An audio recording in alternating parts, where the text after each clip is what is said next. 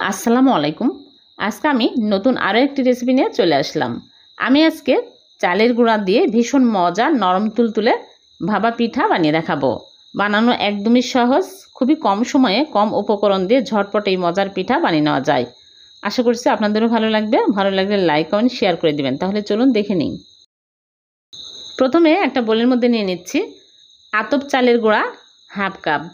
আতপ চাল আমি সারা রাত ভিজিয়ে রেখে ব্লেন্ডারে গুঁড়া করে নিয়েছি। আপনারা চাইলে পাটায় বেটে নিতে পারেন। ভিজা চালের গুঁড়া নিলে বেশি ভালো হবে। হাফ কাপ দিয়ে দিলাম, আর দিয়ে দিচ্ছি ময়দা হাফ কাপ, আর স্বাদ মতো লবণ দিয়ে দিচ্ছি, আর ড্রাই ইস্ট দিয়ে দিচ্ছি 1 চামচ, আর দিয়ে দিচ্ছি চিনি 1/4 কাপ। চিনি কমে এবারে অ্যাড করতে পারবেন। এখন আমি ভালো করে মিক্স করে নিব। মিক্স করা হয়ে গেলে এখানে আমি হালকা কুসুম লিকুইড দুধ নিয়েছি 1 কাপ।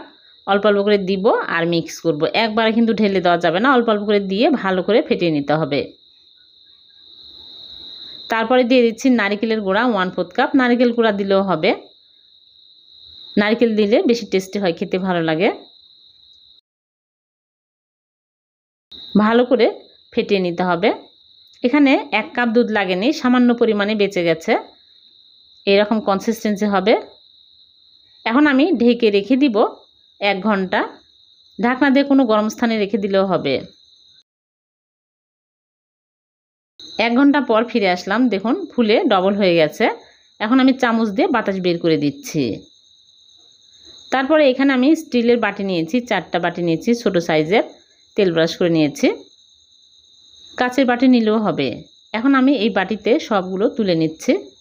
একটু ফাঁকা রেখেই তুলে নিতে হবে, যখন ভাপে দিব তখন ভরে যাবে। তারপর একটু ট্যাপ করে নিচ্ছি। 4টাতে আমি সবগুলো তুলে নেব। তারপরে উপর দিয়ে বাদাম কুচি আর চেরি ফল দিয়ে দিচ্ছি। তাহলে দেখতে ভালো লাগবে, খেতেও ভালো লাগবে। এখন আমি পানির ভাপে দিব। এজন্য আগে থেকেই চুলে একটা পাত্রে পরিমাণ মতো পানি দিয়ে পানি ফুটে নিয়েছি। এখন আমি একটা স্ট্রেনার উপরে বসিয়ে দিচ্ছি। দিয়ে স্ট্রেনারের উপরে আমি একটা একটা করে বাটি বসিয়ে দিচ্ছি।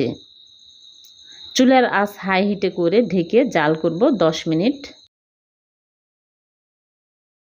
এক এক চুলার আঁচ এক এক রকম, কম বেশি লাগতে পারে। 10 মিনিট পর আমি ফিরে আসলাম। দেখুন ফুলে একদম বড় বড় হয়ে গেছে। এখন আমি চুলা থেকে নামিয়ে নিচ্ছি। চুলা থেকে নামিয়ে প্লেটে নিয়ে নিচ্ছি। ঠান্ডা হলে বের করে আপনাদেরকে দেখাবো। ঠান্ডা হয়ে গেছে। এখন এইরকম করে একটু চাপ দিলে উঠে আসছে। দেখুন কত সুন্দর হয়েছে দেখতে। একদম সফট, নরম তুলতুলে, মুখে দিলেই মিলিয়ে যাবে। অনেক টেস্টি হয় এই পিঠাগুলো। হয়ে গেল চালের গুঁড়া দিয়ে ভীষণ মজার নরম তুলতুলে ভাপা পিঠা। একটা ভেঙে দেখাচ্ছি কতটা লোভনীয় হয়েছে। খেতে কিন্তু অনেক মজা, আর বানানো একদমই সহজ। খুবই কম সময়ে ঝটপট এই পিঠাগুলো বানিয়ে নেওয়া যায়। ভালো লাগলে লাইক কমেন্ট শেয়ার করে দিবেন। আর এরকম সহজ নতুন নতুন রেসিপি পেতে চ্যানেলটিকে সাবস্ক্রাইব করে চ্যানেলের সাথে থাকবেন। আর পেজ থেকে দেখে থাকলে পেজটিকে ফলো দিয়ে রাখবেন। আবার দেখা হবে নতুন কোনো রেসিপিতে। সে পর্যন্ত ভালো থাকবেন। আল্লাহ হাফেজ।